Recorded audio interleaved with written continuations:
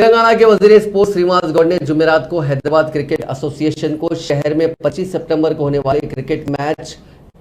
India Australia کے T20 match کے ٹکٹوں کی فروخت سے متعلق مکمل گڑبڑ کا ذمہ دار ٹھہرایا۔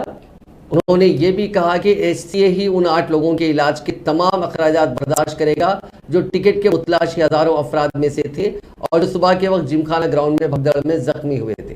SCA کے صدر محمد اظہر الدین، ایسوسی ایشن کے سیکریٹری R وجیانند، پولیس اور محکمہ کھیل کے سینئر عہدیداروں سے ملاقات کے بعد میڈیا سے بات کرتے ہوئے سریواس گوڑ نے کہا کہ اگر SCA نے ریاستی حکومت سے تعاون طلب کیا ہوتا تو معاملات اس طرح کے نہ ہوتے۔ سریواس گوڑ کی میٹنگ جمعرات کی صبح بھگدڑ ٹکٹ کے متلاشیوں پر پولیس کے لاٹھی چارج اور بھیڑ میں سے کچھ کے زخمی ہونے کے بعد ہوئی۔ گوڑ نے کہا کہ اب جبکہ SCA نے ہم سے مدد طلب کی ہے، ہم میچ کے